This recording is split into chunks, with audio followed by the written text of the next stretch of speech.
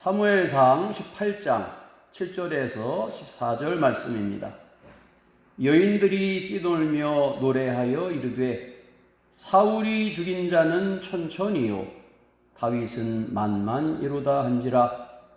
사울이 그 말에 불쾌하여 심히 노하여 이르되 다윗에게는 만만을 돌리고 내게는 천천만 돌리니 그가 더 얻을 것이 나라 말고 무엇이냐 하고 그날 후로 사울이 다윗을 주목하였더라. 그 이튿날 하나님께서 부리시는 악령이 사울에게 힘있게 내림에 그가 집 안에서 정신없이 떠들어대므로 다윗이 평일과 같이 손으로 수금을 타는데 그때에 사울의 손에 창이 있는지라. 그가 스스로 이르기를 내가 다윗을 벽에 박으리라 하고 사울이 그 창을 던졌으나 다윗이 그의 앞에서 2번 피하였더라. 여호와께서 사울을 떠나 다윗과 함께 계심으로 사울이 그를 두려워한지라. 그러므로 사울이 그를 자기 곁에서 떠나게 하고 그를 천부장으로 삼음에 그가 백성 앞에 출입하며 다윗이 모든 일을 지혜롭게 행하니라. 여호와께서 그와 함께 계시니라. 아멘. 분노 조절하기, 오늘 말씀의 제목입니다. 제임스라는 학생이 대학을 다니는 학생입니다. 제임스라는 학생은 이렇게 스포츠카를 타고 싶어하는 갈망이 있었어요. 그래서 자동차가 이렇게 쫙 전시되어 있는 자동차 쇼룸에 가서 보니까 딱 자기가 소유하고 싶고 타고 싶은 스포츠카를 발견한 거예요. 근데 자기가 돈이 없죠. 아빠는 돈이 많아서 사줄 수 있으니까 졸업식 날 졸업 기념 선물로 이 차를 사달라 그러자 이렇게 생각을 했습니다. 마침 이제 졸업식 날이 되었어요. 아빠가 자기를 부릅니다. 사무실로 가보니까 이게 잘 예쁘게 포장되어 있는 선물 상자에 선물이 있어요. 그래서 그것을 아들이 기쁨으로 받았는데 좀 실망했어요. 왜냐하면은 내가 받고 싶은 건 차 키인데 무슨 박스를 보니까 그거 아닌 것 같아요. 열어보니까 가죽 성경 한 권이 담겨져 있었어요. 화가 난 거예요, 제임스가. 아빠를 향해서 소리 지르기를 아빠가 나 부자인 줄 아는데 내가 졸업 선물로 받을 수 있는 게 이게 전부냐고 성경책 한 권이. 그리고서 던져놓고선 뛰쳐나와가지고 집을 나가버렸어. 아빠가 너무 인색한 것 같아가지고. 그리고서 외국은 독립하니까 대학 졸업하면은 이제 나와서 취직하고 사업으로 성공했어요. 몇 년 지난 다음에 그래서 아내를 맞이하고 2 아들을 두고 이쁜 집에서 사는데 마음 편치 않아요. 아버지 생각을 하면은 그때 그 일만 없었더라면 좋았을 텐데 그런 아쉬움이 남았어요. 어느 날 연락이 왔는데 아버지가 돌아가셨다는 연락을 받았어요. 그런데 유언장에 모든 재산을 이 아들에게 남겼다는 얘기도 들었어요. 집으로 달려가니까 문을 열고 들어갔는데 제일 먼저 눈에 들어오는 것이 자기가 던져버리고 간 그 선물 박스, 성경이 보여요. 그래서 눈물을 흘리면서 그 가죽 성경을 열어보는데 성경 가운데 딱 한 구절이 빨갛게 아버지가 밑줄을 그어놨어요. 그 성경 말씀은 누가복음 11장 13절 말씀이었어요. 너희가 악할지라도 좋은 것을 자식에게 줄 줄 알거든. 하물며 너희 하늘 아버지께서 너희에게 구하는 성령을 주시지 않겠느냐. 하나님 아버지는 더 좋은 걸 주신다는 그 말씀에 줄이 그어져 있어요. 그런데 깜짝 놀란 게 그 성경책 뒤에 그 선물 박스 뒤에 자기가 그토록 갖고 싶어 했던 차키가 있었던 거예요. 그리고 그 차키 밑에 자기 졸업식 날 그 차를 샀다는 영수증, 지불 완료된이라는 도장이 찍힌 차키와 영수증이 거기에 있었던 거예요. 조금만 참고 아버지 이야기를 들었으면은 이 스포츠카를 자기가 갖고 아버지와의 관계도 깨지지 않았을 텐데 자기가 갑자기 욱하는 그 분노 때문에 너무나 후회되었습니다. 오늘을 사는 이 현대인들 가운데에도 분노 조절 장치에 문제가 있는 사람들이 갈수록 많아지고 있어요. 조금만 기분 언짢고 조금만 나를 무시하는 것 같으면 화가 치밀어가지고 가만히 있을 수가 없었어. 곳곳마다 이 분노가 왕성하게 뉴스를 자극합니다.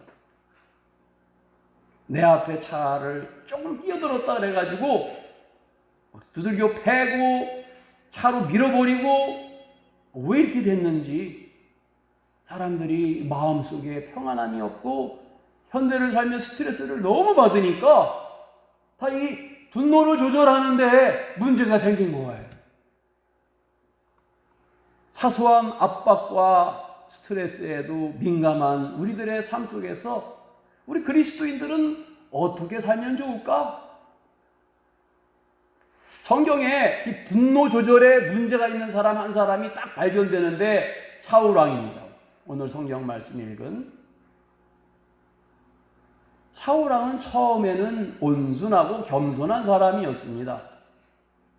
그런데 왕이 된 다음에 사람들의 기대에 맞추기 위하여서 사람들의 소리에 민감하다 보니까 이게 스트레스를 많이 받게 된 거예요. 그 시작은 다윗에게서부터 시작이 되었는데 전쟁터에 나가서 블레셋과 싸우는데 왕일지라도 두렵잖아요. 그래서 두려워서 숨어 있는데 조그만 어린이 다윗은 나아가가지고서 블레셋 장수 골리앗을 단방에 때려서 눕히지 않습니까? 이게 열등감이 생기기 시작한 거예요.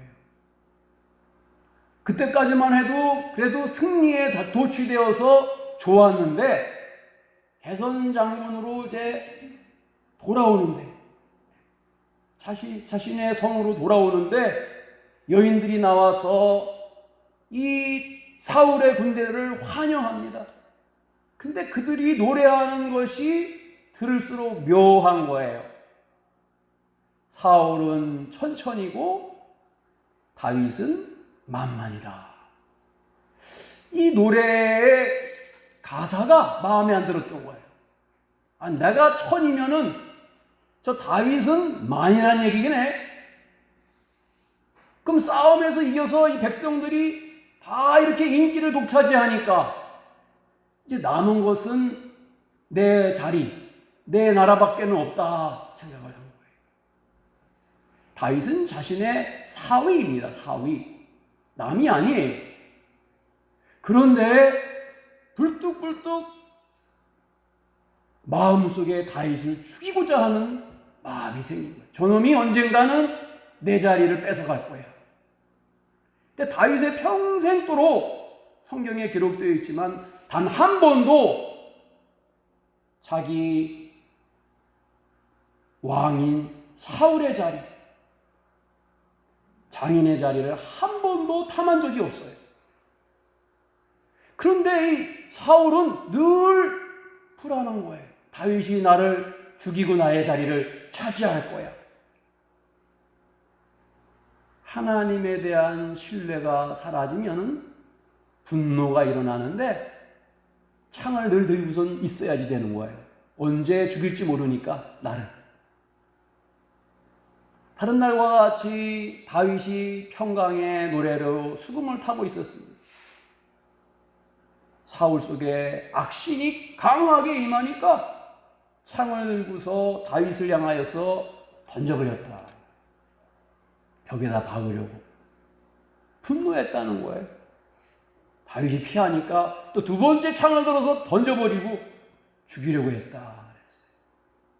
사랑하는 여러분, 사울이 분노할 게 아니라 분노에 패배한 자신을 보면서 안타까워했더라면 얼마나 좋았을까. 아니, 왜 내가 나라에 공을 세운 이 다윗을, 내 사위를 왜 내가 죽이려고 하는가.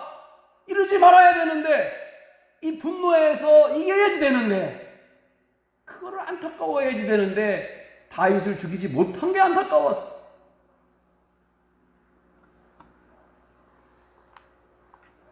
성경은 12절에 이렇게 말하고 있습니다. 여호와께서 사울을 떠나 다윗과 함께 계심으로 사울이 그를 두려워한지라. 문제는 여기에 있었어. 그의 두려움이 하나님이 더 이상 나와 함께 있지 않다는 것을 스스로 느끼는 거예요. 자기 감정이 통제가 안 되는 거예요. 두렵고 미래가 근심되고 모든 사람이 나를 손가락질하고 비웃고 조롱하는 것 같고, 왕은 자신인데 다윗을 다 왕 세워야 된다고 생각하는 그 두려움이 사울의 마음을 사로잡으니까 그는 실제로 왕이었지만 왕처럼 살 수가 없었습니다. 그렇기 때문에 사울의 가정은 언제 터질지 모르는 시한폭탄과 같이 사울의 분노를 늘 주시하면서 모든 식구들이 전전긍긍하면서 살았다 그랬어. 의사들은 조언합니다. 자신의 분노 조절 장치에 문제가 있어서 분노가 불뚝불뚝 일어날 때 그 상대면 그 상대, 그 자리면 그 자리, 그 자리를 떠날 수 없다면은 1부터 100까지를 세라는 거예요. 근심 호흡을 하면서 보통 2분에서 5분이 지나면 갑작스러운 분노는 떠나간다는 거지요. 그 시간 이기지 못해서 큰 사단이 일어납니다. 내 분노에 지배받지 말고 하나님 신뢰하는 믿음의 지배받기를 축원하느니라. 그게 축복이에요. 시편 42편 5절은 이렇게 말하고 있어요. 내 영혼아, 내가 어찌하여 낙심하느냐? 어찌하여 내 속에서 불안해하느냐? 너는 하나님께 소망을 두라. 그가 나타나 도우심으로 말미암아 내가 여전히 찬송하리로다. 두렵고 힘들고 분노가 일어날 때 하나님 찾으라는 거예요. 하나님 찾으라. 하나님이 도우신다. 어떤 의사가 다급한 응급콜을 전화로 받고 병원으로 달려갑니다. 병원에 들어가서 수술복으로 갈아입고 소독을 하고 수술방으로 들어가려고 하는데 그 복도에서 기다리던 소년의 아버지가 의사를 보더니만, 아니 도대체 의사 양반 왜 이렇게 늦었습니까? 내 아들이 지금 죽어가는 것을 알지 못합니까? 그러면서 막 화를 냈어요. 의사가 웃으면서 말합니다. 제가 응급콜을 받는 즉시 달려왔습니다. 최선을 다하여 빨리 달려왔습니다. 또 진정하시고 제가 할 수 있는 최선을 다할 수 있도록 기다려 주십시오. 뭐 진정하라고요? 내 애는 지금 고통스럽게 죽어가는데 당신이 늦어서 내가 얼마나 기다린 줄 압니까? 우리는 우리의 최선을 다할 뿐입니다. 아버님, 아이를 위하여서 하나님께 기도해 주십시오. 수술이 몇 시간 지났어요. 그러면서 의사가 밝은 웃음으로 나오면서 아들이 살았습니다. 아빠에게 이야기를 하고 옷을 부지런히 입고선 필요한 것 질문사항 있으면 간호사에게 말해 주십시오 하고선 병원을 나가는 거예요.